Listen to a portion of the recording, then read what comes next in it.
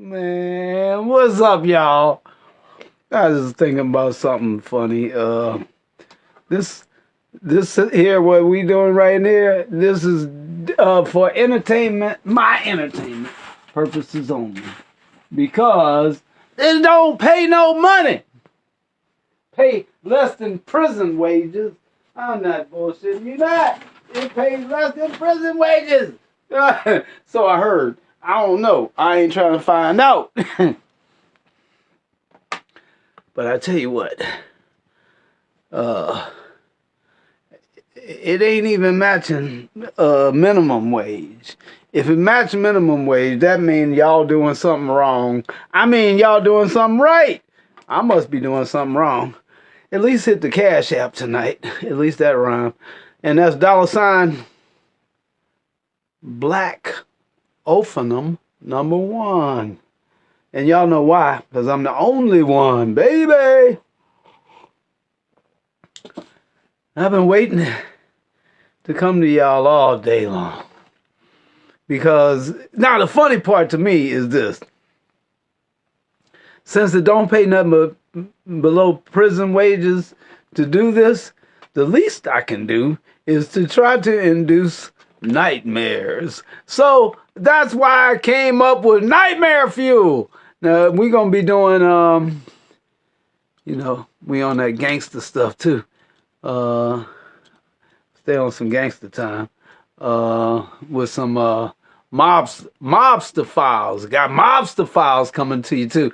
So now the only problem is I don't know what day I want to do it now. It's like, do I do it this day? Do it that way? Do it this day? Do it that day? I don't know half the time what day it is any damn way. So I've decided, instead of putting myself to work for less than prison wages, that means I give y'all a time, and I tell y'all I'm gonna be here at this particular time, and then the audience is waiting for me at that particular time, like I work for them or something. Come on, man. At least hit the Cash App, make it worth my while, damn it. I'm just trying to make y'all laugh. I'm gonna amuse the shit out of myself sometime. So, anyway, with that said, let's do this before I hit that finish button.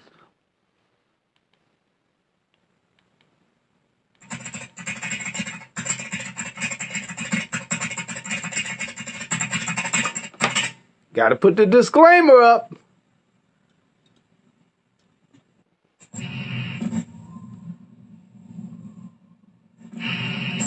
Parental discretion is strongly advised. African American sharecroppers were recruited with promises of medical care.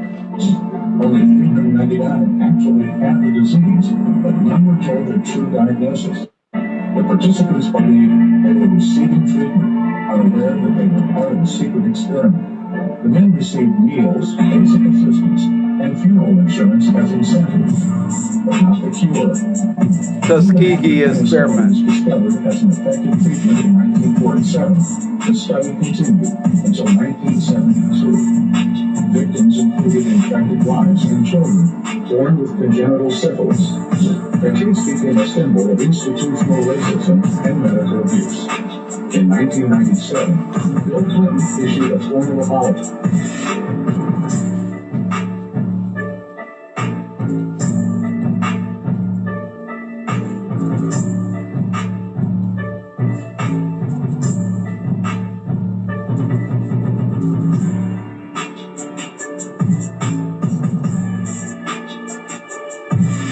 Tonight on Nightmare Fuel, the most feared kingpins in Philly. 1951, Dr. Albert Kidman of the University of Pennsylvania began using Holmesford Prison in Philadelphia as a site for medical experiments. The complex, inaugurated in 1896 and known for its radial design, housed thousands of inmates. There, Kidman saw a scientific opportunity and initiated tests that would later be associated with the development of written A, but also serious ethical concerns. For 2 decades, prisoners received applications of Nightmare Fuel tonight. Special broadcast, because I ain't been bringing y'all Nightmare Fuel for a minute. I've been on that MOBSTER files. It's like, man, the more gangster it is, the better. Some inmates were subjected to as many as 20 tests at the same time. Nightmare Fuel. You know what they say in the military? Field strip your MOBSTER files. field strip your smoke. We gotta get back to Nightmare Fuel. Your cigarettes, your blunts, or whatever you're smoking. Always field strip it, so nobody ever know you were there. I'll give y'all some serious MOBSTER training. Nightmare Fuel. Uh-oh. Well, at least they woke. Nightmare Fuel. Nightmare Fuel.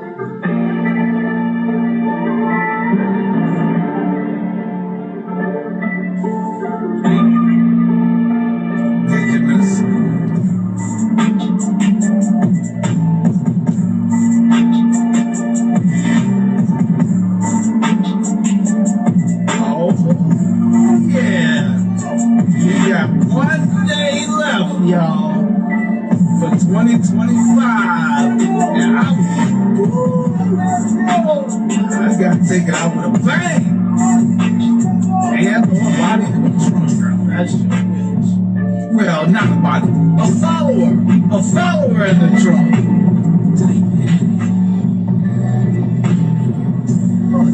Follow me so you can catch these broadcasts as I bring them out.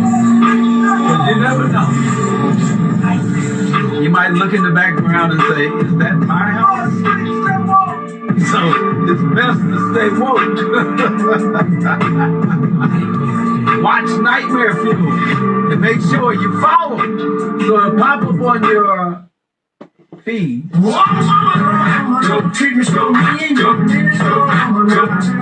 MGTV.org. Get some of this RBG Lion gear. Sweatshirt, tennis shoes, bags, the whole 9 yards.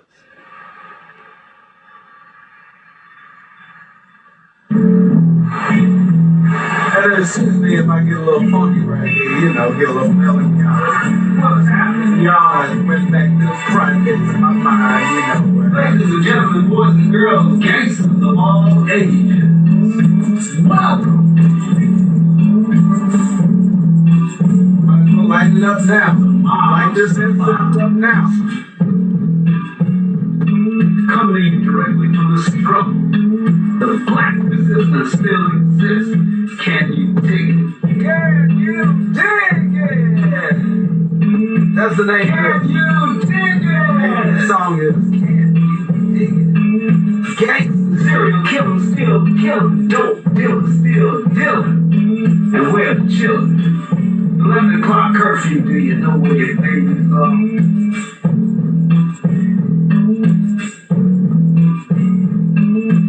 Well, you know the YN's probably out there making a way out, but why not? If they did that.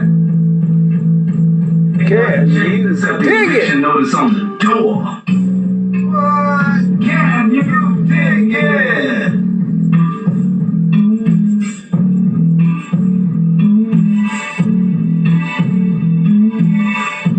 While those other people get rich, and our people still stay poor.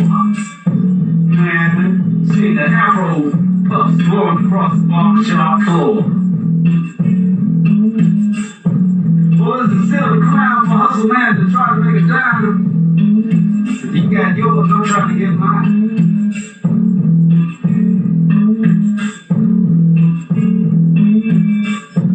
Crack has been replaced by something 10 times stronger and more deadlier. The graveyards are filling up daily.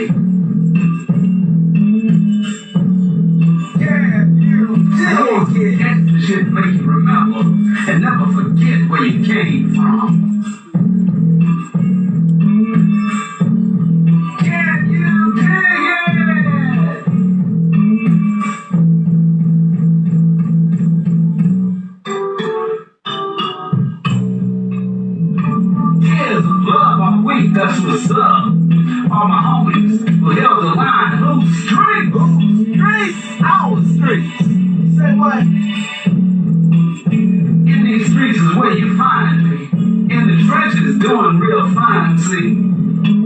ain't hard to find me.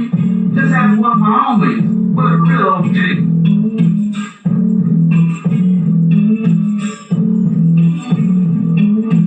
They way back in the back, wearing black, surrounded by black panthers, keeping a stack, loose streets, our streets.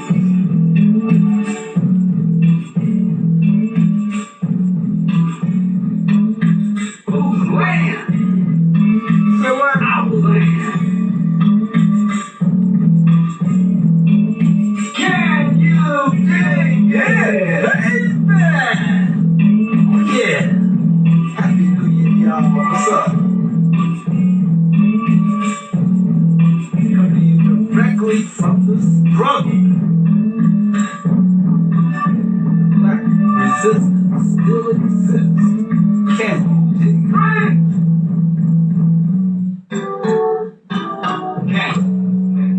World around me.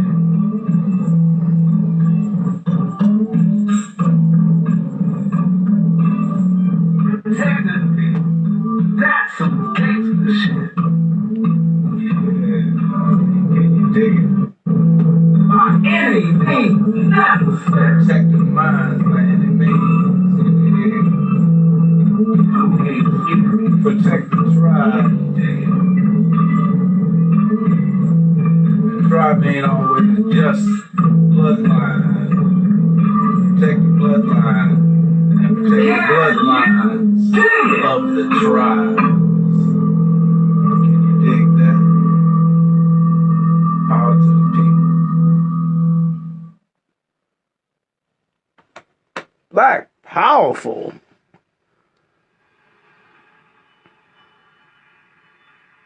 Gotta hear the raw version of that. Can you dig it? What's happening, y'all?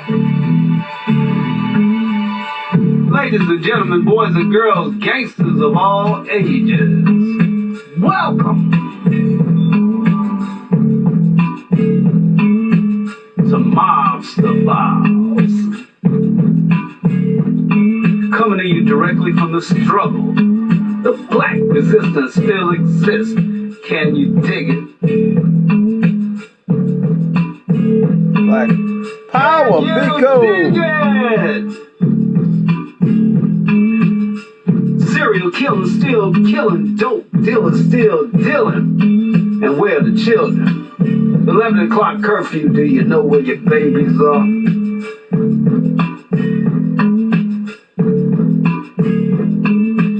Well, you know the YN's probably out there making a way out. But why not? Been there, did that. Ain't nothing changed except the eviction notice on the door. Can you dig it? Real revolutionaries in the house.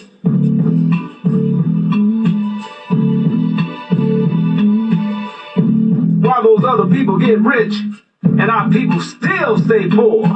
Man, seen the afro puffs blowing across the barbershop floor. Well, is it still a crime for hustle man to try to make a dime? You got yours, I'm trying to get mine.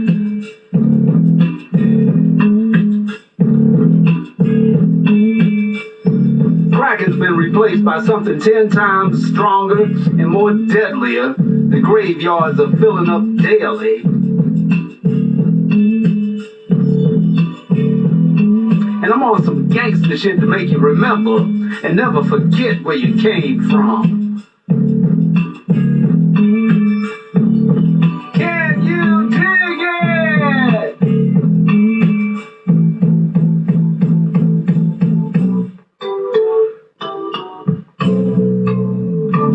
Tears of love are weak, that's what's up. All my homies who held the line, whose streets?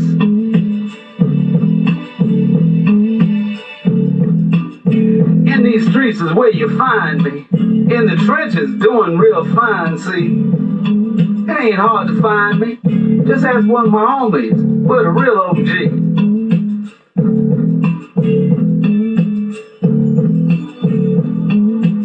Tell you way back in the back, wearing black, surrounded by black panthers, keeping a stack, whose streets?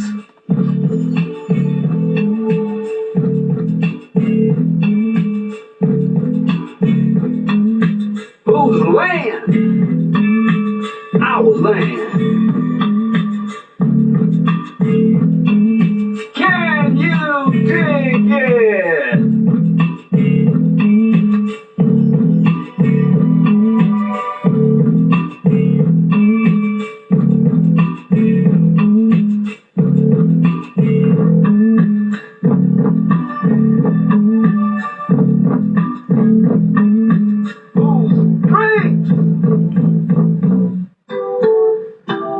Gangsters make the world go round, baby.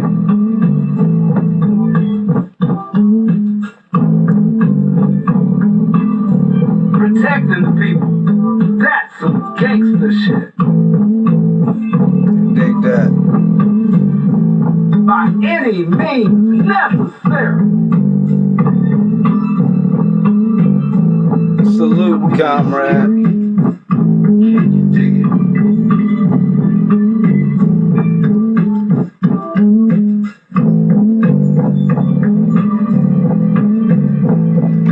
Can you dig it?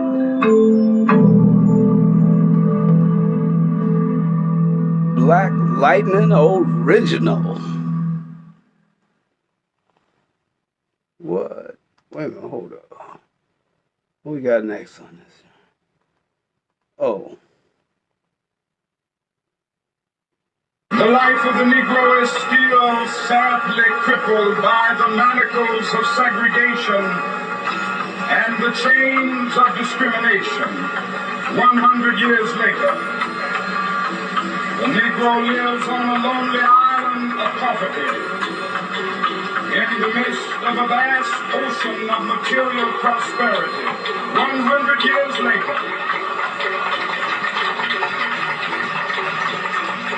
the Negro is still languished in the corners of American society and finds himself in exile in his own land. And so we've come here today to dramatize a shameful condition. Ever since we've come to our nation's capital to cash a check. Reparations! When the architects of our republic wrote the magnificent words of the Constitution and the Declaration of Independence, they were signing a promissory note which every American was to fall at. This note was a promise that all men, yes, black men as well as white men, would be guaranteed the unalienable rights of life, liberty, and the pursuit of happiness. It is obvious today that America has defaulted on this promissory note insofar as her citizens are concerned. Instead of honoring this sacred obligation, America has given the Negro people a bad check. A check which has come back most insufficient from.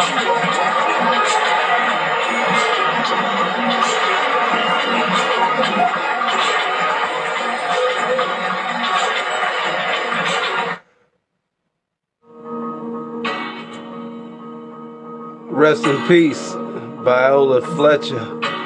We saw her down there in Tulsa, Biko. This touched me.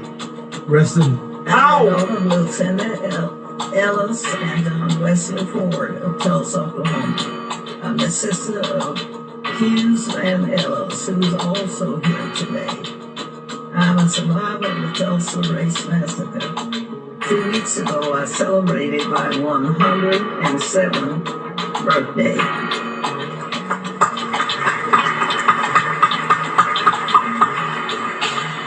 Today, I'm visiting Washington, D.C. for the first time in my life.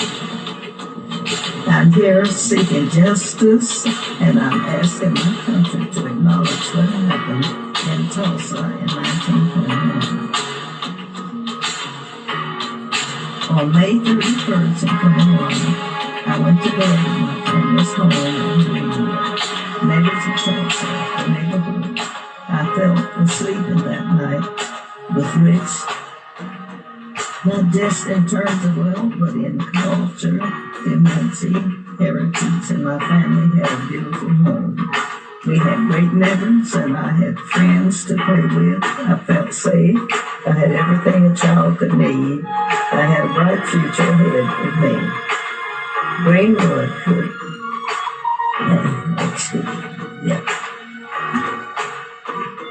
Still, Greenwood should have given me the chance to truly make it in this country. Within a few hours, all of that was gone. The night of the massacre, I was awakened by my family. My parents and 5 siblings were there. I was told we had to leave, and that was it. I will never forget the violence of the Hispanic mob when we left our home. I still see black men being shot, black bodies lying in the street. I still smell smoke and see fire.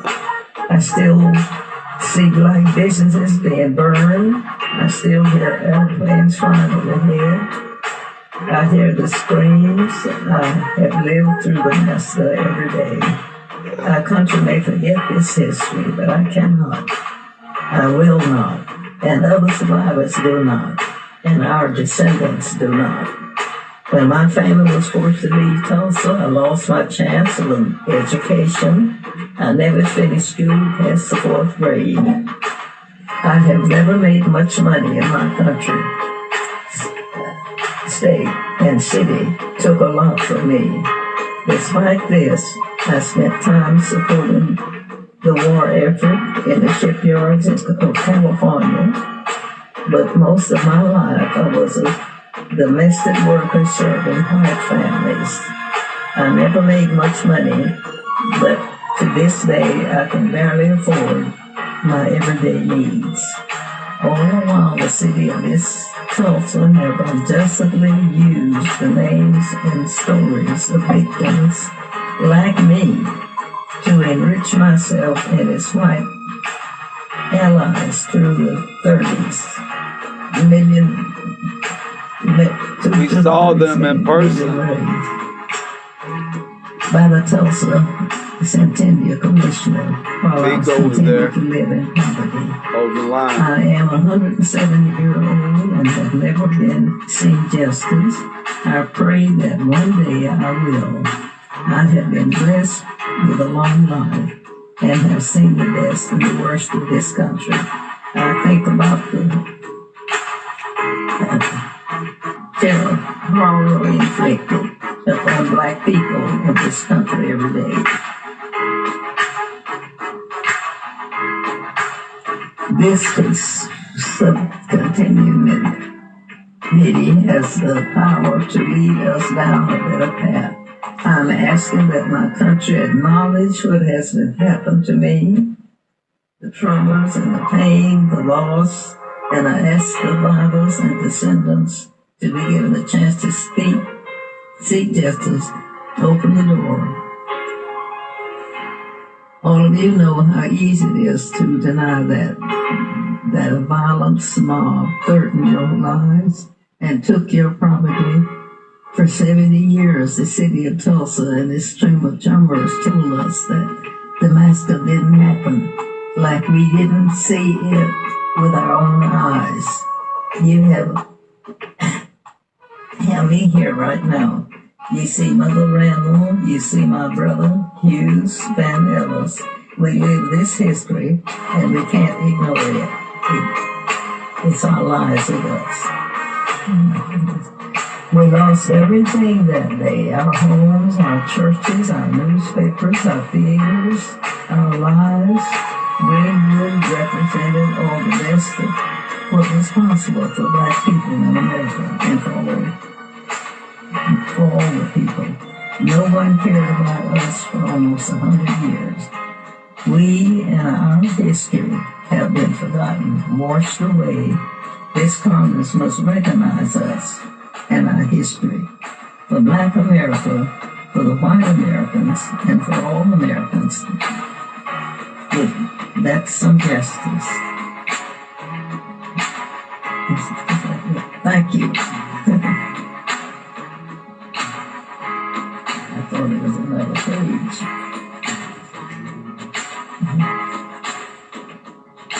Rest in power, Viola Fletcher. Thank you very much. We appreciate it.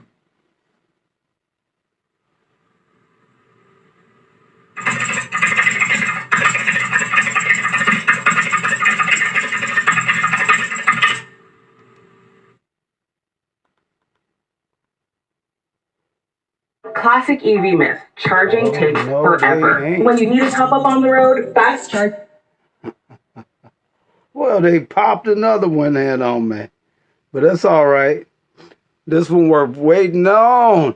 And we're going to get into some nightmare fuel. Difficult days ahead. But it really doesn't matter with me now. Because I've been to the mountaintop. I don't mind. Like anybody, I would like to live a long life. Longevity has its place. But I'm not concerned about that now.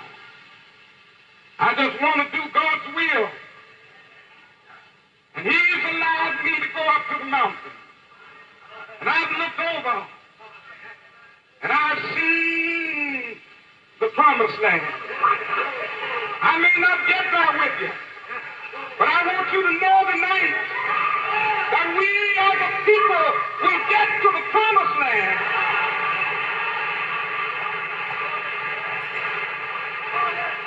So I'm happy tonight. I'm not worried about anything. I'm not fearing any man. Mine eyes have seen the glory of the coming of the Lord. Damn right. All right, let's get into some nightmare fuel. None of these guys were even half of what the five. Wait a minute. Hold up. Let's get the sound right. It's like I go into studio mode on them. Let's see. That's when you want to blast. But right now, we're just going to take it easy. Here we go. The story of Ronald Harvey.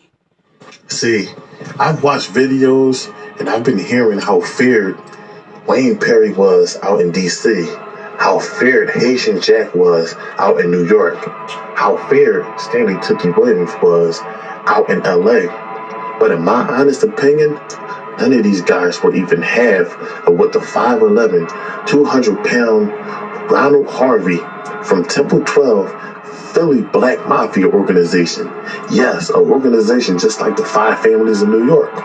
So organized that they held general and executive formal type meetings at various locations, with general meetings held in South Philly with 40 to 60 attendees, heavy security, and executive meetings held in North Philly, Johnson Home Projects. And some members will be blindfolded while transported to executive meetings so the location could be kept a secret. When sensitive topics came across, you would be ordered out the room. Yeah, that's some serious stuff. Ronald Harvey was once arrested for assaulting a police officer along with Black Mafia leader Samuel Christian. And we all know what can happen to a black man assaulting a police officer, and we're talking about the 60s. Sam Christian and Ron Harvey once walked in on a dice game ran by some serious cats in Philly. Even they stumbled over each other to give the money up. That reminds me of the Beanie Siegel line when he said, "My presence alone made cats pass cash off." That's a heavy reputation to have. For you to walk in a room, not doing anything, and a guy can reach in his pocket and give you his money. But they wasn't there for any smoke. They was only there to hang out. They was there to gamble. Ron Harvey was known to be flamboyant, a big spender that kept several women in rotation. He was also married. Ron Harvey was known for flying around in the latest Cadillacs. Early June 20th, 1971, a man ran into a South Philly police station yelling, "There's 4 guys around my house with guns." The guy returned home with 2 policemen and pointed out 2 guys that were standing on his step. As the cops approached, the men took off. One guy threw his gun under a parked car and the other fired 5 missed shots as they ran away. See, these other gangsters, they're not shooting at cops. These guys have picks. Ron Harvey had no picks. The 4 men were Eugene Baines, Ronald Woodruff, Samuel Christian, and Ron Harvey. They was there to extort the guy, which he was a numbers writer. By the mid-1970s, the Black Mafia controlled all the drug traffic in Philly. Everybody was paying tax. They even made Frank Matthews reorganize his Philadelphia operation. If you don't know who Frank Matthews was, you can look him up. He was a big kingpin out in Harlem. Ron Harvey and the Philly mob was a part of the Nation of Islam, along with Muhammad Ali, yes, the boxer. The Nation, with Ali, tried to recruit Kareem Abdul-Jabbar, the NBA player, which he denied and refused to call Ali by his new name. He stated he would call him Cassius Clay or Cassius X, but he wouldn't call him Muhammad. He wouldn't call him the Prophet. And he said he was not Muslim. Kareem Abdul-Jabbar donated a $78,000 house to Hamas Khalif, who was against the Nation of Islam. Khalif wrote two letters to 57 mosques denouncing a black Muslim and Elijah Muhammad, purposely misspelling his name and calling him a liar. In 1974, 8 men led by Ronald Harvey took a trip to D.C. in 2 cars to Khalif home. On the way, they stopped in Maryland due to a blown hose on the car. They got it fixed with a stolen credit card, the same credit card that they used for gas. Yes, these gangsters are not spending their own money. They're going to spend your money. Khalif was not there, but everybody in the house got a piece of the action. Harvey heard multiple cries and ordered 2 men to fill the bathtub with water. Price questioned it. He was there for robbery, but not murder, especially the innocent. But Ron Harvey warned Price and stated, "The seed of a hypocrite is in them." I won't go into detail, but you guys can Google everything that happened. During the investigation, James Price confessed, was placed on witness protection, and was moved to D.C. Yes, the same person that questioned Ron Harvey in the house decided to flip. James Price wasn't feeling what Ron Harvey told him to do, but he had to take orders. Ron Harvey had no picks. He didn't care about babies. He didn't care about females. He was there to get the job done. The 7 others were indicted, and before trial could start, Ron Harvey went on a run. 4 out of 8 men were all sentenced to 140 years in prison. Later, Ron Harvey was caught and sentenced. So that was basically the end of his run, the 60s and 70s. These other gangsters are not shooting at cops. These other gangsters, they have morals, and that's good. I'm not glorifying anything. But if you want to say who's the most feared, you got to pick Ron Harvey at number 1, Philly, So there's not a lot of information out there on Ron Harvey. People barely cover gangsters from Philly, so I just wanted to get that out there. So if you guys want to subscribe, you guys can hit the like button, subscribe. I'm gonna keep coming with these videos. I'm gonna try my best with the research, but and I'm passing them on, and I'll put the description in the Still sadly crippled by the manacles of segregation and the chains of discrimination. 100 years later. Got another one. Hold tight, hold tight, hold tight. There we go. Wait, hold it. We can't do that without doing a commercial. Here we go.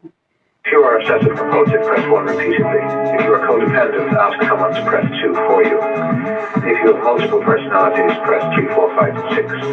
If you are paranoid, we know what you are and what you want. Stay on the line and we'll trace your call. If you're delusional, press 7 and your call will be transferred to the mothership. If you are schizophrenic, listen carefully. A small voice will tell you which number to press. If you're depressive, it doesn't matter which number you press, no one will answer you. Hello? And behold, out of nowhere, Miss Laura come up with the bright idea of giving your ass to the LeBlanc Dickey Mining Company. And as a slave of the LeBlanc Dickey Mining Company, henceforth till the day you die, all day, every day, you will be swinging a sledgehammer, turning big rocks into little rocks. Now when you get there, they're going to take away your name, give you a number and a sledgehammer, and say, get to work. One word aside, it cuts out your tongue. I am deeply concerned about the conference room. What? Conference room? How's that? He's concerned about the conference room. I want it thoroughly inspected for hidden devices, microphones, bombs. What? If you don't know, they better not ask nobody, cause the real deal don't tell nobody. What you talking about? Check this out. Lean back. About to light it up. Keep the track. Fill up the cup. What's the I mean, what did I smoke? You know, it's a lot of silence today. They know that I'm woke. Not going out that way. I want to keep it put it down. Keep myself the ammo on the floor. I'm here to shake to wake you up.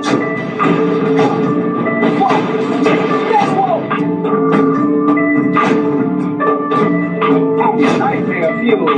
Fantasy Black Panther revolutionary. Like 607 on say, oh, stop playing with me. Oh, I'm your nightmare fuel. Stop playing with me. I'm your nightmare fuel.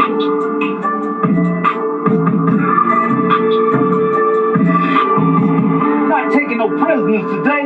Put the signs down. Moving the silence around these clowns. Taking pictures for facial recognition, y'all. But I'm coming like a ghost standing tall, fuck the crawl. Cause I'm back's up against the wall. Stop playing with me. I'm your nightmare fuel. Stop playing with me. I'm your nightmare fuel. Stop playing with me. I'm your nightmare fuel. Check this out. Fight or flight, only one way up. I got red, black, and green flags. Backing shit up. Cause the nuisance on our post. And watch they get real fudged up. Just don't get in the way. Know what I'm saying? This ain't a way-in. You get left at the way-in, looking for a way out. Stop playing with me. Huh? I'm your nightmare fuel.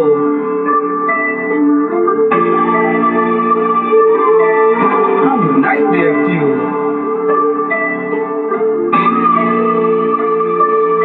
Oh, check this out.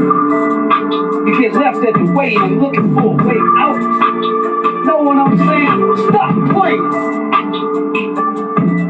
with me. Stop playing with me. Cause something just broke. I'm your nightmare fuel. Keep you up all night. Fuck the sleep. Stay woke. What? I try to be nice, but I'm really that big guy. Motherfuckers don't wanna play, cause they never did big guy. I'm the nightmare fuel. Yeah. I'm the nightmare fuel. I'm the nightmare fuel. Stop playing with me. You know what? Something just broke. I'm your nightmare fuel. Keep it up all night. Fuck the sleep, stay woke. I'm the nightmare fuel. Stay woke. I'm the nightmare fuel. Stay woke.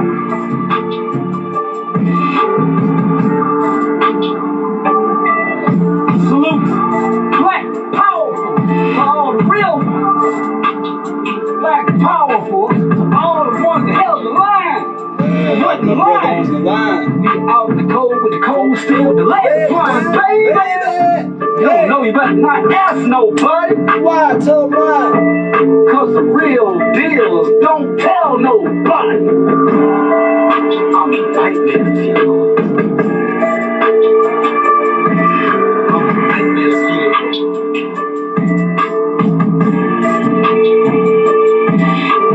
Something just broke. I'm the nightmare fuel. Keep me up all night. Fuck the sleep, stay woke. I'm the nightmare fuel. Stop playing with me. I'm the nightmare. Happy New Year, everybody. The last nightmare fuel of the year. Better keep them in fear, y'all. Yeah. Talk. Salute to all the ones with heart. They got it broke.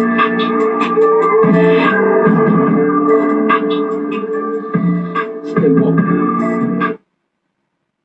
Classic EV myth. Chart. Classic. I ain't even gonna say it. But it rhymes with easy. Oh, they did it again.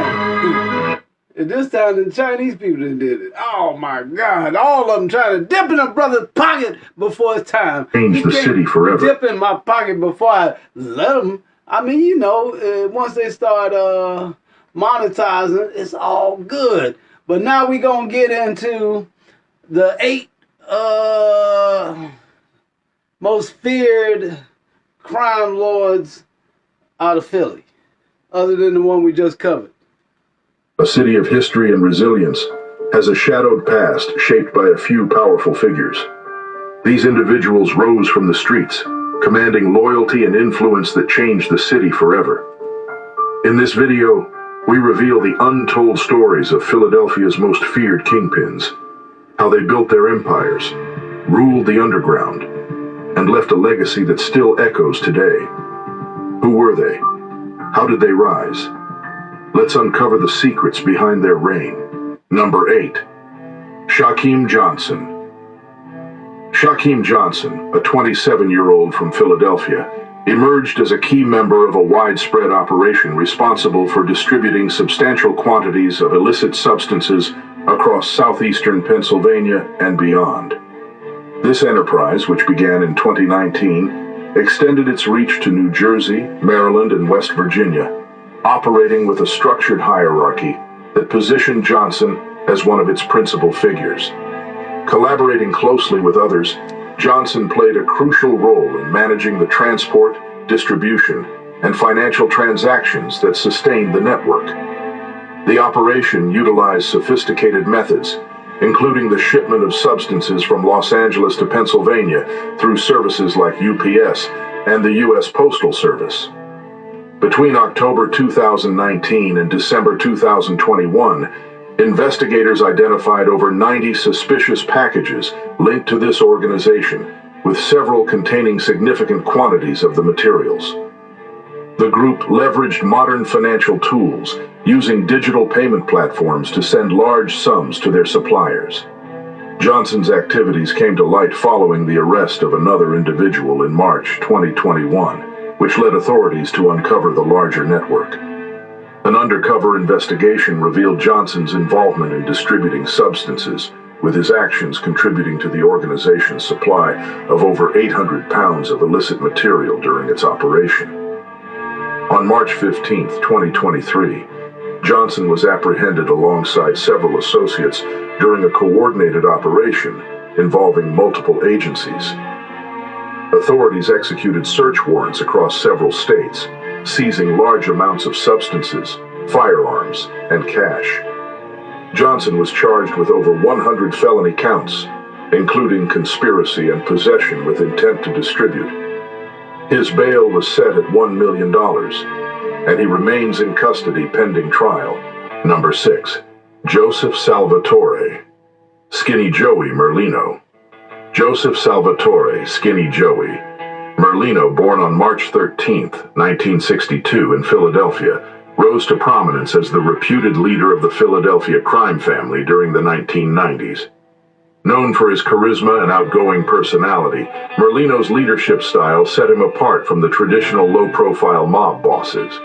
He gained notoriety for his high-profile lifestyle, hosting public charity events and mingling with the media while allegedly overseeing illegal operations, including gambling, extortion, and the distribution of illicit substances. Merlino's early associations with the underworld were deeply rooted in his upbringing. His father, Salvatore Chucky Merlino, was a key figure in the Philadelphia crime family, and young Joey grew up surrounded by individuals involved in organized activities. His connection to the inner circle of the Philadelphia mob began early, reinforced by close friendships with future associates. By the late 1980s, Merlino was making headlines for confrontations, one of which involved an attack on 2 individuals in Atlantic City, leading to his conviction for assault. In the early 1990s, Merlino became involved in a violent power struggle within the Philadelphia crime family.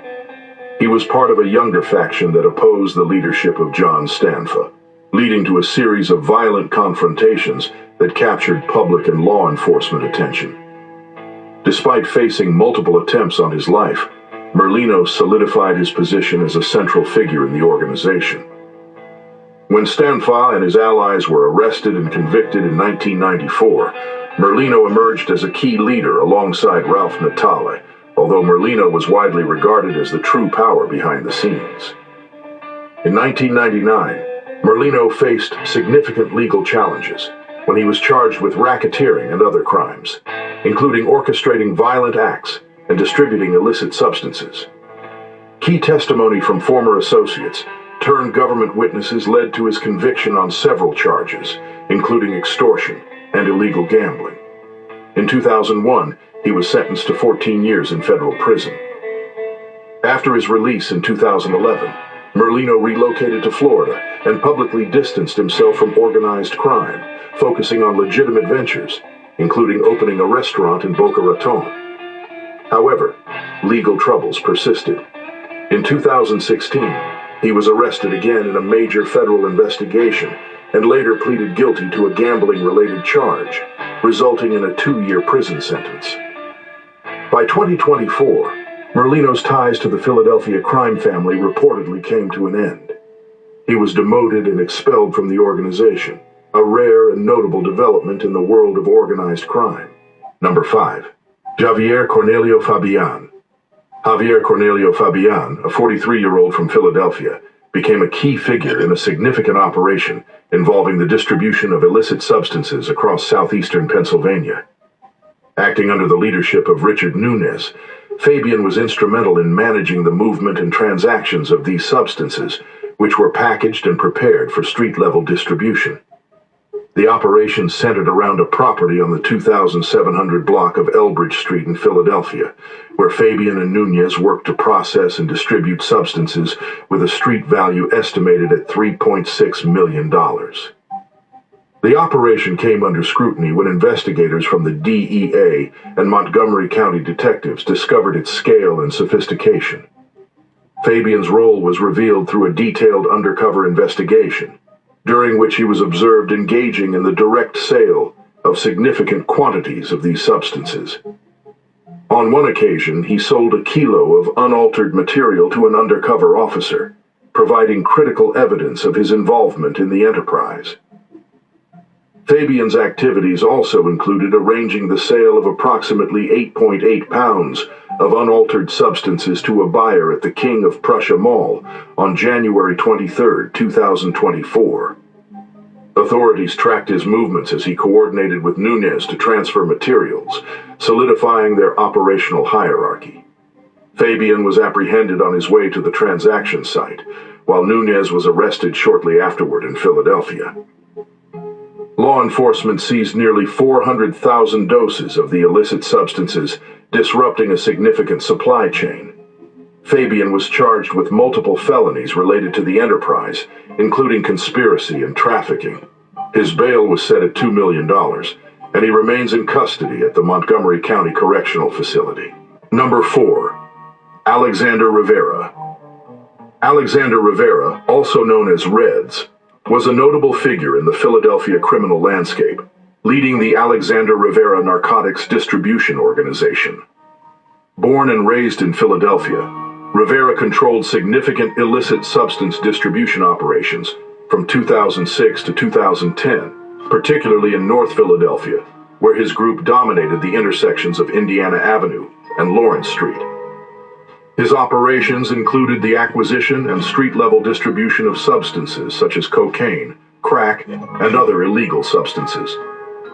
Rivera's organization was marked by its strict territorial control, relying on intimidation and coordinated actions to maintain dominance.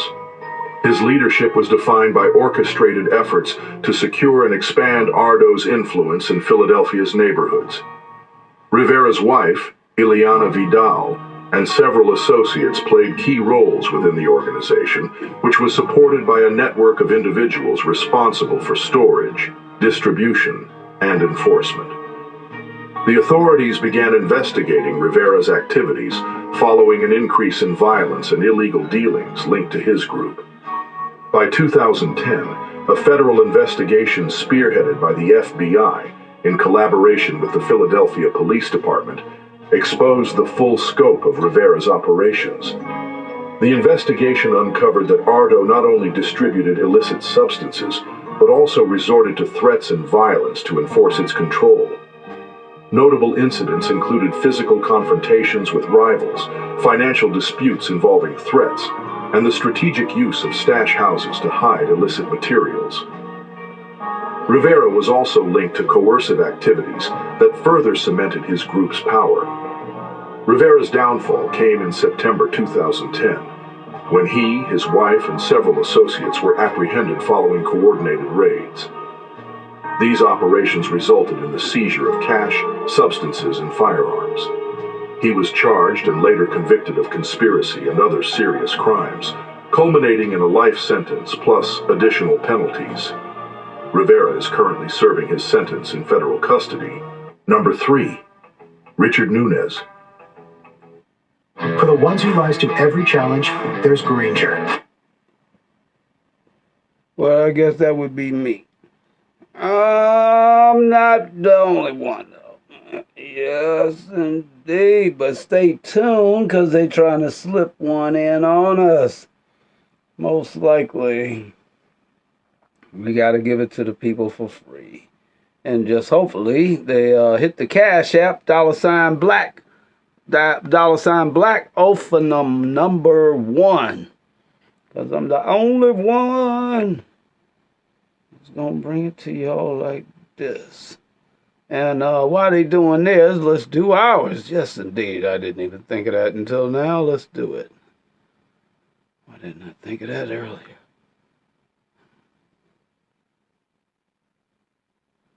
Of course, I got it set not to play. But that's okay. Just in time to get Black on it. Richard Nunez, a 45-year-old from Philadelphia, became a central figure in an extensive investigation into an illicit substance distribution network that spanned southeastern Pennsylvania. His activities drew significant attention from law enforcement when it was determined that he, along with his associate Javier Cornelio Fabian, 43, orchestrated the trafficking of large quantities of these substances. The operation was reportedly headquartered at a property on the 2700 block of Elbridge Street in Philadelphia's Mayfair neighborhood. Authorities uncovered that the network was producing and distributing massive quantities of substances, including a particularly concerning variety referred to as red. Investigators noted that this variant seemed to have been altered or marked to differentiate it from other sources in the region. The investigation began when undercover agents, including a Montgomery County detective, infiltrated the organization. During the operation, Fabian was observed attempting to transfer substantial quantities of unaltered substances to buyers. On January 23, 2024, surveillance revealed Nunez meeting Fabian in Philadelphia to hand over a bag containing these materials. Fabian was later apprehended en route to a transaction at the King of Prussia Mall, while Nunez was taken into custody in Philadelphia. In total, law enforcement seized nearly 400,000 doses of illicit substances, valued at approximately $3.6 million. Nunez was charged with multiple felonies related to the enterprise. Nunez was denied bail, as he was deemed a flight risk, as he remained in custody as his legal proceedings continues. Number 2. Lamont Lewis. Lamont Lewis, a Philadelphia man whose actions left an indelible mark on the city's streets, played a pivotal role in one of the most harrowing events in the city's history. Lewis was closely associated with a dangerous network led by Caboni Savage. As a trusted member of Savage's group, Lewis's role was instrumental in carrying out acts designed to intimidate and eliminate opposition, cementing his reputation within the network.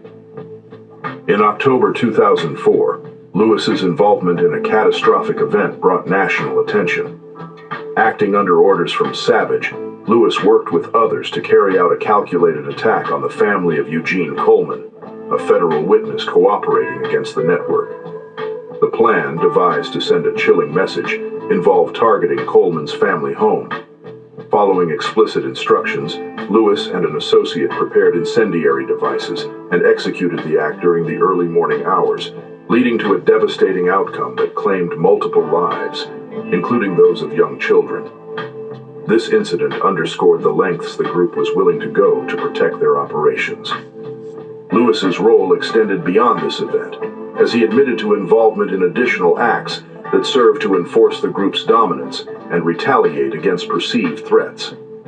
These activities were part of a larger pattern of coordinated efforts within the network to suppress cooperation with authorities and maintain control over their operations. In 2011, Lewis pleaded guilty to his role in the attack and other crimes, including multiple violent acts and activities linked to illicit substances.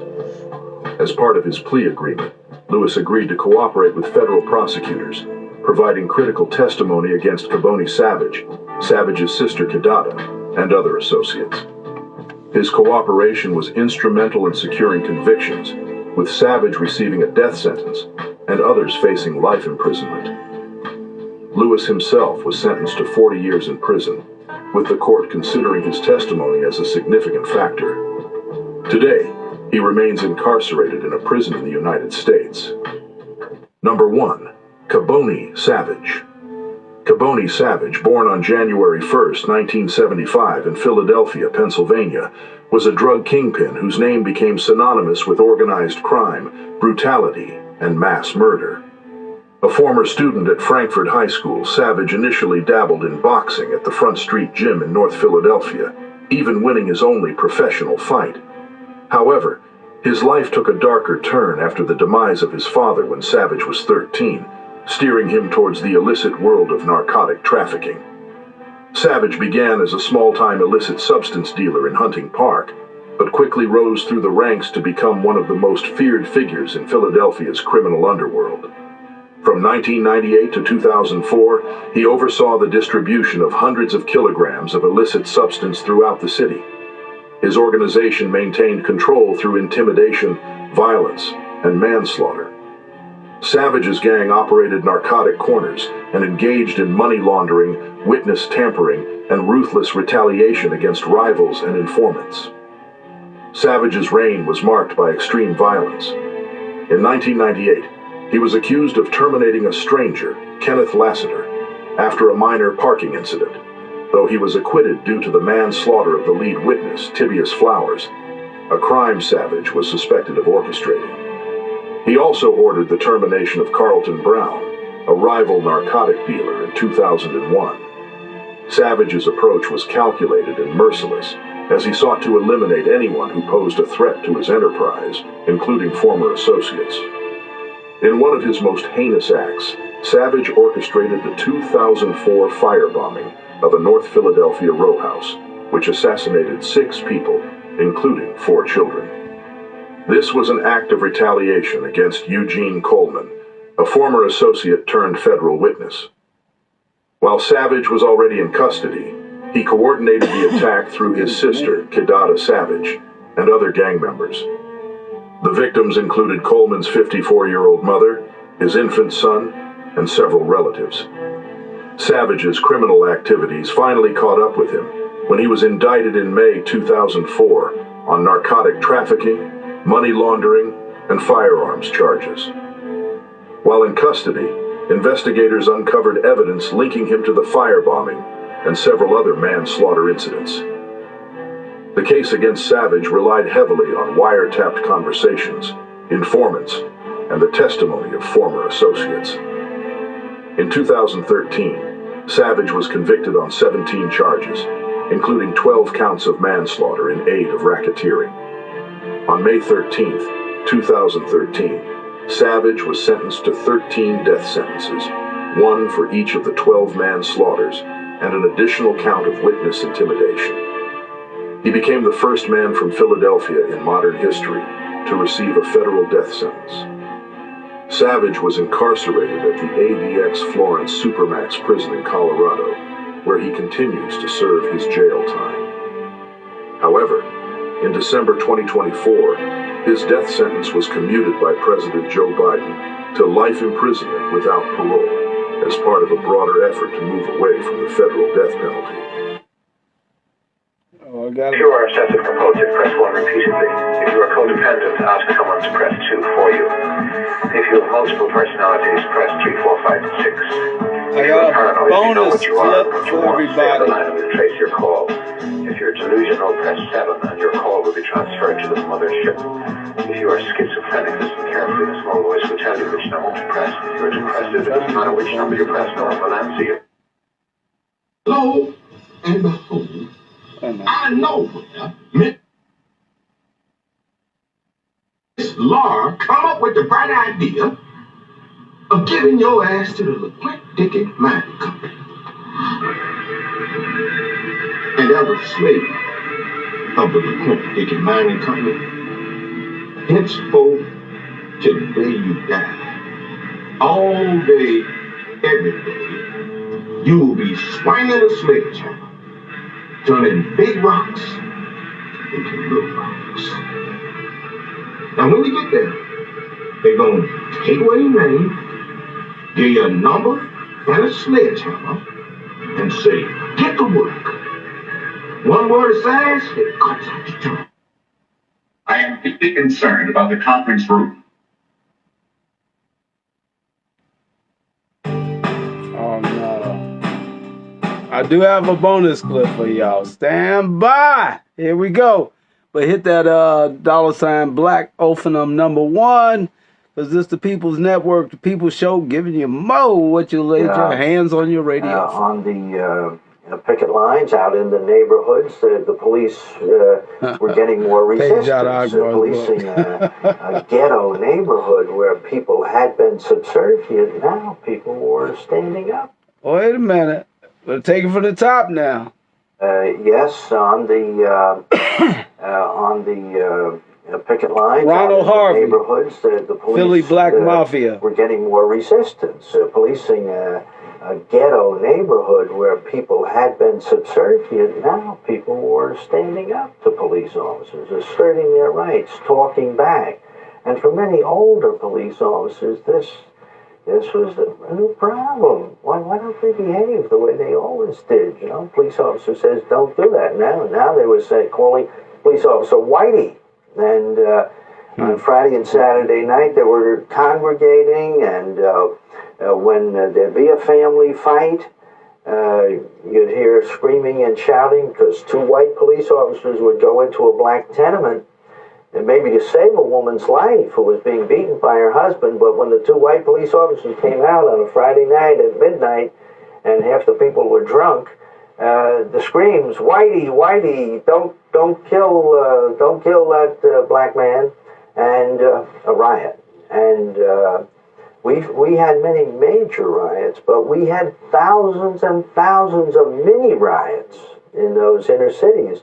And so the policy, make your arrest, get them in the car, get out of there. Well, that was new. And 10 years before, that would have been laughed at. Get out of there. We're the police. We're the law. They will obey us. And now, make your collar, get them in the car, and get out before a riot starts during the long hot summers of the 60s. Now, just like I said in the first video, everyone's a gangster until a gangster walks in the room. Shout out everybody that's tuning in tonight. Now, and every time we mention Ronald Harvey, the conversation gets dark. This is one man you did not want to see at your doorstep. If his superiors want to send a message, they knew who to send. And when it comes to get a job done, he's not letting anything get in the way. He did not have any patience for cops, as he used to slap police officers that would get out of line. Shootouts with cops, the whole nine. Now, all these other gangsters y'all call the boogeyman that only caught wreck in their city, man, put all of that to rest. Ron Harvey caught wreck all over the U.S. Just check his jacket. If something has to be done in Texas, he'll be there by tomorrow. If work has to be done in Chicago, he'll be there by tomorrow. If work has to be done in New York, he'll be there by tonight. Now, this was a man that worked hard but played even harder. He'll be out on the night with two white chicks on each arm. Now, the brothers at the Temple 12 wasn't feeling it, but they just looked the other way. He'll be whipping the latest caddy, wide body with two chicks in front with him. He owned a 1973 caddy and a 1973 Lincoln Continental. See, the cops knew who he was, so it wasn't worth pulling him over for something petty like speeding. But a rookie cop made a mistake by pulling him over and wrote him a ticket, which caused the cop to get spit on. And that same cop will be the one that gets in trouble. This man was protected by the nation. He would get away with a lot, like threatening his victims in the courtroom. People wouldn't dare testify against him. He was so comfortable with crime and being untouchable that after the crimes he committed, he would be across the street with his men having drinks. Now, he was so afraid that his own men were scared of him. Younger guys were scared to be around him, especially after the Harvey massacre. Guys were scared to get in the same car as him. When he was arrested for the Harvey massacre, he made the $175,000 bail, which is close to $1 million in today's money. You'd think he'd show up to the hearing, right? No. Had the felon to show up, his lawyer tells the FBI that Ron Harvey was killed.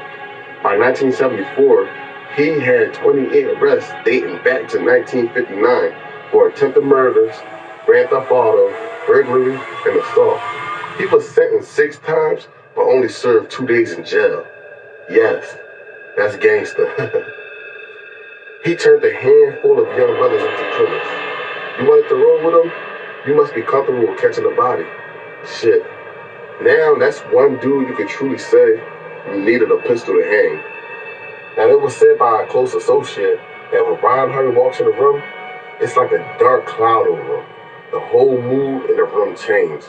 Now grown men would turn their heads because they didn't even want to make any type of eye contact with the man. You could feel the intense energy. And if he was pissed off, you wouldn't want to be anywhere near him. So if he was pissed off, you better hope you didn't owe any type of money. But we're not glorifying anything we're talking about. We're talking about Philly, the home of the cop killers. Now later on this week, we're going to talk about how Ron Harvey and his boys did some things in the wrong territory in South Philly. So turn on your notifications. If you're not a subscriber, hit that subscribe button. Hit me up in the comments. And get the likes up. I am out. Peace.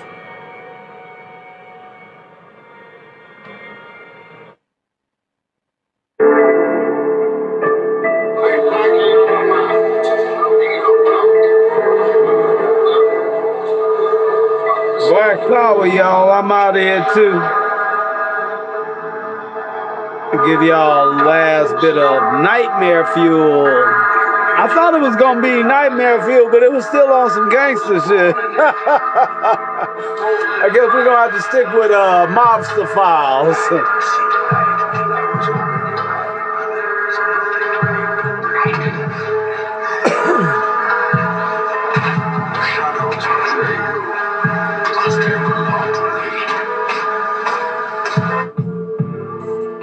We gotta look out for our own, look out for our people.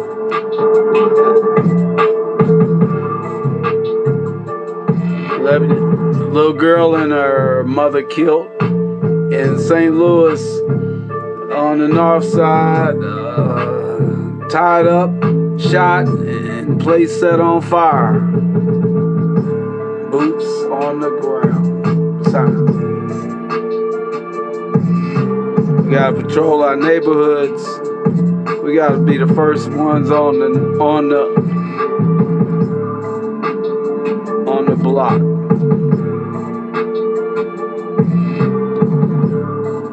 I don't want to meet them there. I want to beat them there. Absolutely.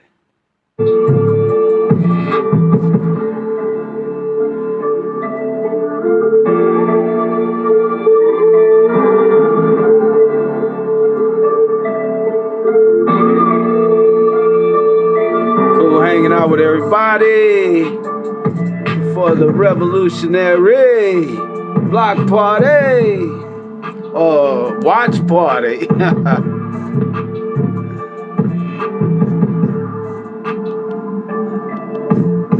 You know what?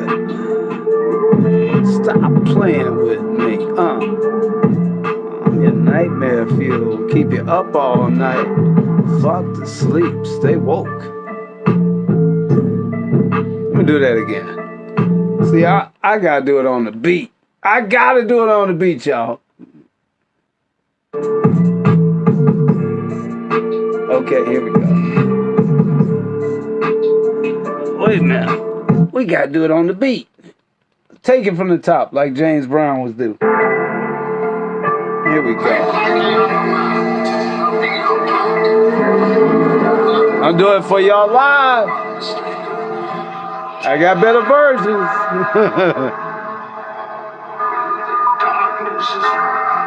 But I'm one of the people, I catch the beat, I got to do it, you know.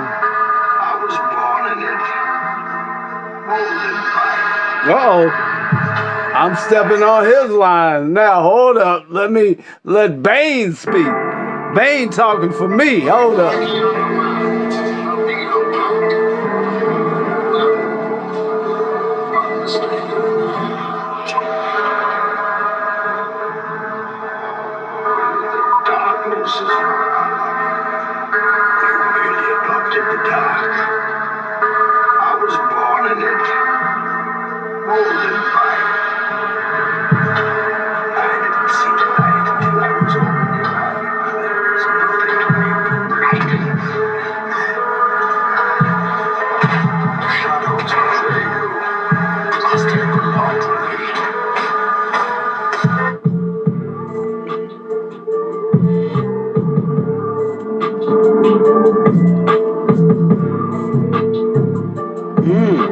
Something just broke. I'm in nightmare fuel. Keep you up all night. Fuck to sleep. Stay woke.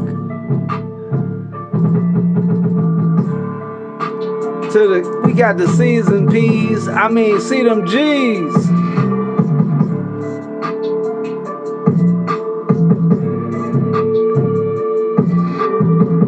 Every word that I spoke. You know, they try to silence me today. They know that I'm woke. I ain't going out like that, no way. And tell them. Say,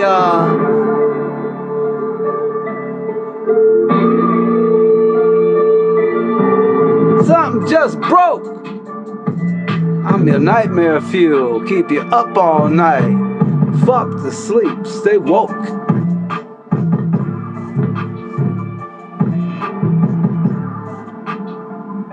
black revolutionary. Like 607 Unc say, huh? Stop playing with me. I'm your nightmare fuel. Shout out to 607 Unc.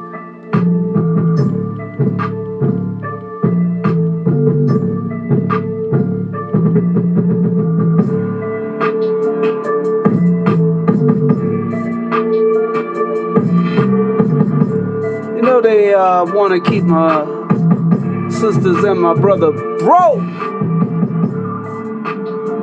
I'm here to shake you, wake you up. Fuck to sleep, stay woke.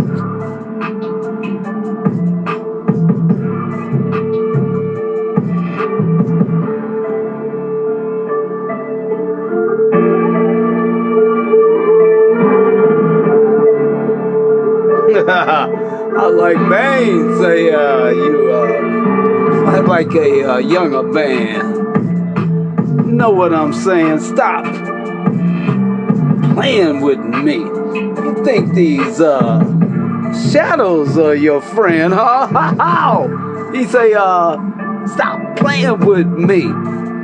The shadows betray you because they belong to me. Stop playing with me. And I'm just freestyling, y'all. Oh, stop playing with me. I'm your nightmare fuel. Keep you up all night. Fuck to sleep. Stay woke.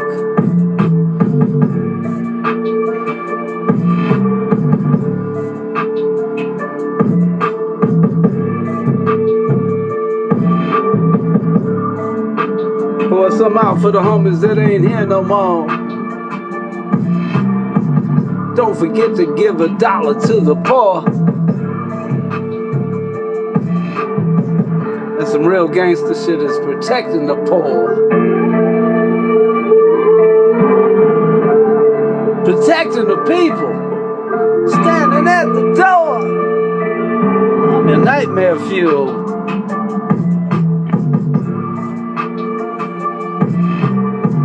Last one of the year, y'all. Salute. I'm your nightmare fuel.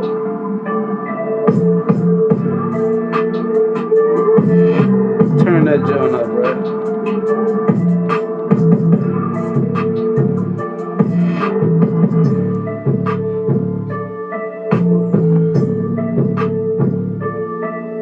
Tell a friend to tell a friend to tell them all. I said black power. All power to the people. And some gangster shit is protecting the people. Know what I'm saying?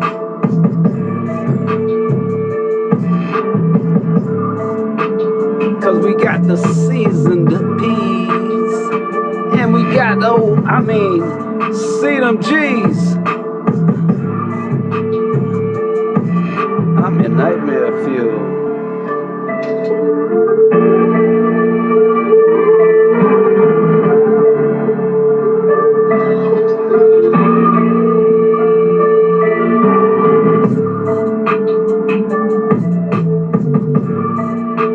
Might have to rewind on that joint, you know how it go. Cause we got lines for days, baby. I don't want to just freestyle on here, you know. And we can do that too now. I ain't got a problem with it. But before we do that, we got to do this. One more again. But I got some new lines. You dig? Fight like a younger man. Oh, I get it.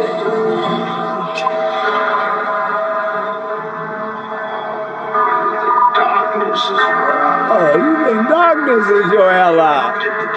You adopted that. I'm born in this shit. Molded by it.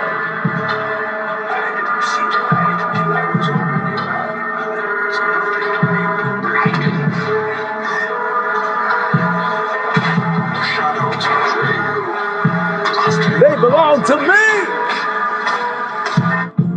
He say, shadows belong to you, me. Stop playing with me. Struggling through the hard times, trying to get a dime. Got my hustle on my grind.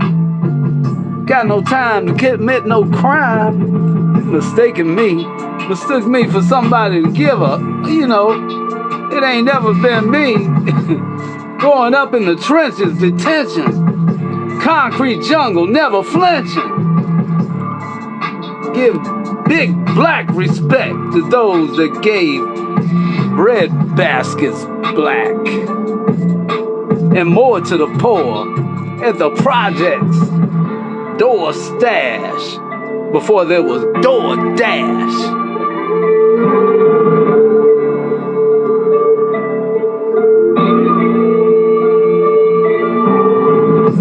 Before there was door busters, we had side door hustlers. Wasn't no school bus for us, just the food stamps getting them toys for us.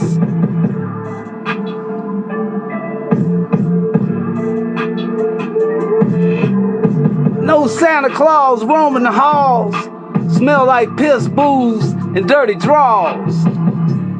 JJ in the stairway at midnight in the shadow of the moonlight, hitting that glass pipe, hoping we ain't see him right.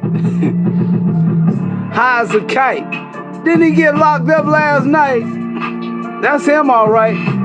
Pookie and JJ out of pocket, snitching, telling, selling out the cell they in. Don't spill your guts. He ain't your friend. He just thugging to keep his bull sauce habit paper right. He wearing a wire, ratting the block out tonight.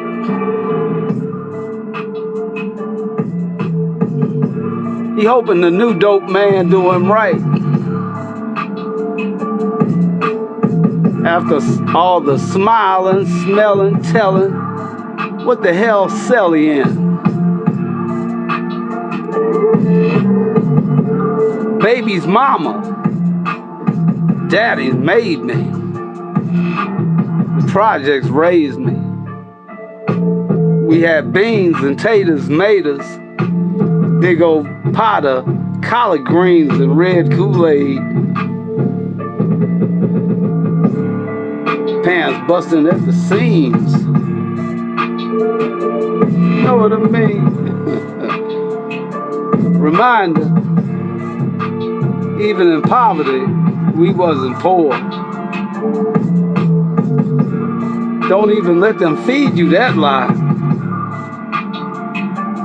We was given less and just did more. My, oh my.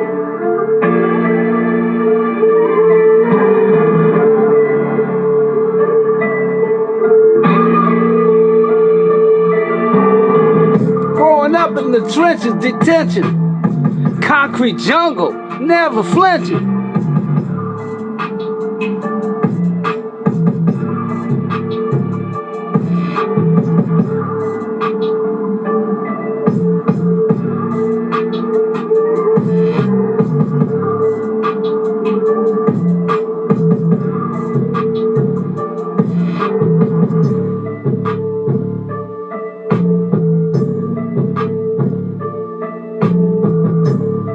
No school bus for us.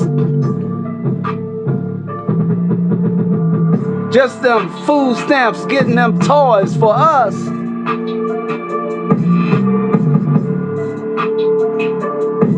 And big black respect to those that gave back with the bread baskets and more to the poor at the projects door stash before there was door dash.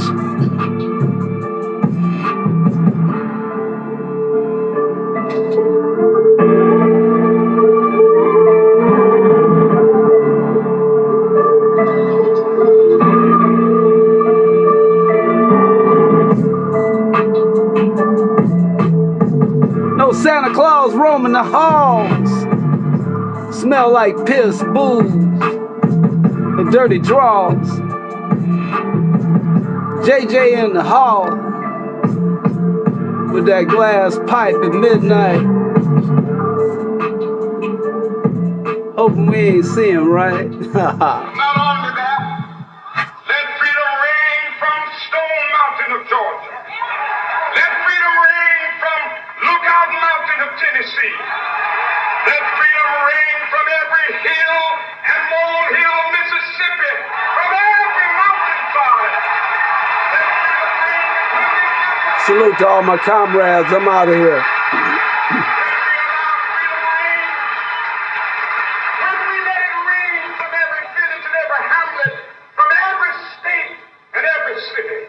Take this with y'all. Be able to speed up that day when all of God's children, black men and white men, Jews and Gentiles, Protestants and Catholics, will be able to join hands and sing in the words of the old Negro spiritual, free at last, free at last. And when I can start making a living off of this and giving the people a real hero, then we free at last. For sure. Because we got to give it to the people right. You know?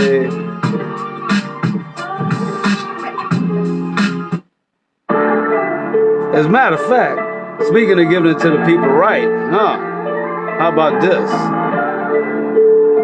I got a two-parter for y'all. I always got a bonus clip where I come from. So, should I do it or is it too late? It's probably too late, but you know me, I'm gonna do it anyway. I'm feeling it. Oh.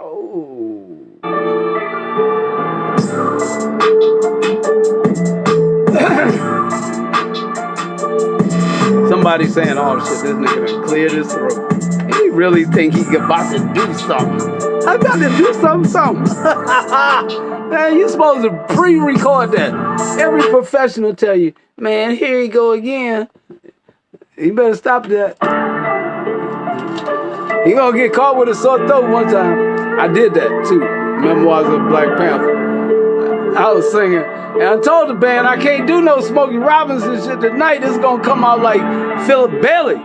Shit, for sure. But we did it. It came out more like Otis Redding.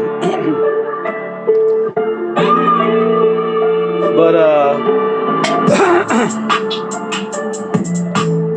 enough of that. It's time to give back.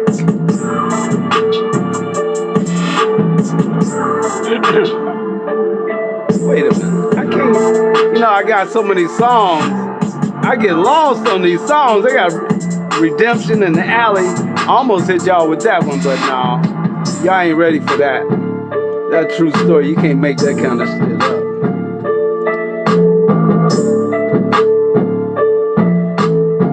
We got Captain Cannabis.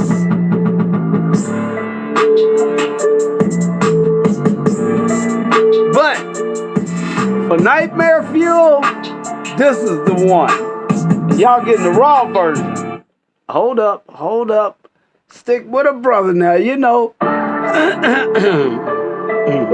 I gotta clear my throat and drink my weed. Hold up. Speaking of drinking weed, they got this new stuff. It's like smoking 10 joints at a time. You know what I'm saying? But you have to drink it, right? And it don't even make you cough. But I tell you what, it does clear your throat without a hangover tomorrow. And that's all that matters. Right? So let's do it.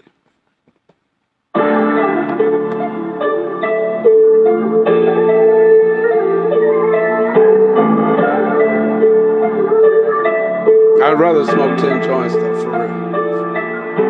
That's quicker.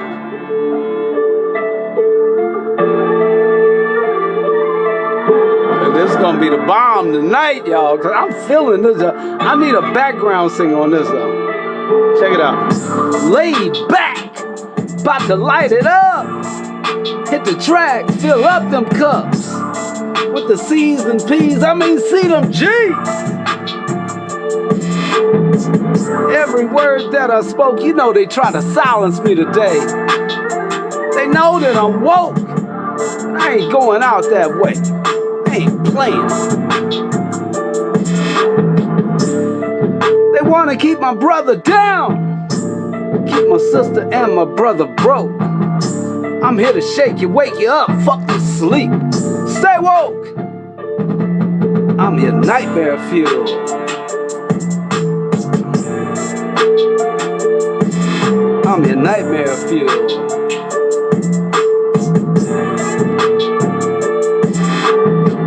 I'm your nightmare fuel, fantasy Black Panther revolutionary. Like 607 Unc say, huh? Stop playing with me. I'm your nightmare fuel.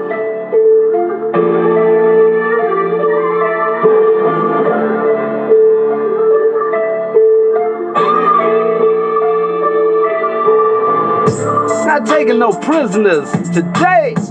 Put the signs down. You know we moving in silence around these clowns. Cause they taking facial recognition pictures, y'all. But I'm coming like a ghost standing tall. Fudge to crawl. Our backs against the wall.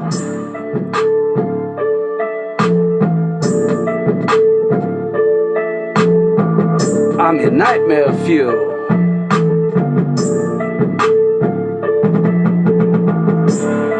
Fight or flight. Only one way out, up. Got red, black, and green flags. Backing shit up. Cause a nuisance on our post. And watch your day get real fudged up. I'm your nightmare fuel.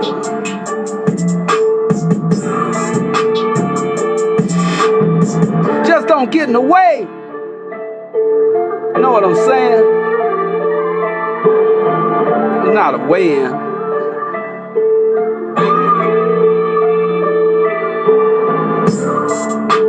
Get left at the weigh-in looking for a way out. Know what I'm saying? Stop playing with me. I'm your nightmare fuel.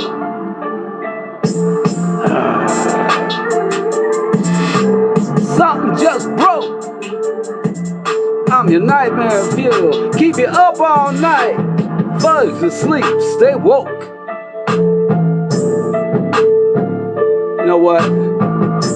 I try to be nice, but I'm really that ninja.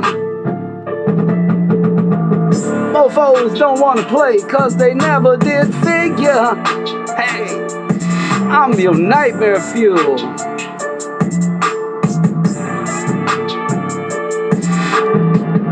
Fudge putting the thing on the trigger. Live rent free in your head. Remember to tell them, stop playing with me. I'm your nightmare fuel.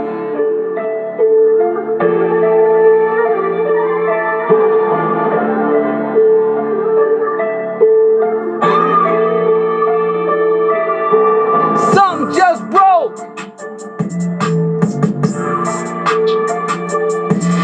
I'm your nightmare fuel. Keep you up all night. Fudge to sleep, stay woke. I'm your nightmare fuel. Yeshua bless y'all.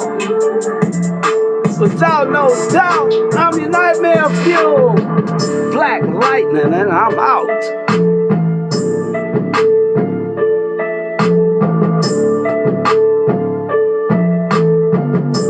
Last nightmare fuel of 2025. Black powerful. All power to the tribe.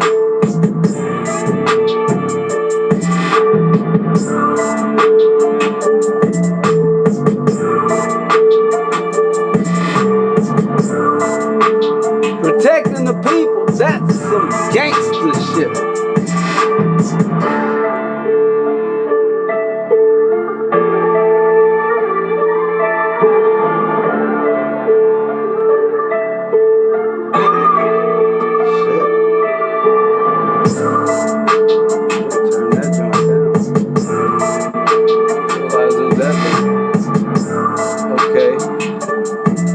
11 on the East Coast.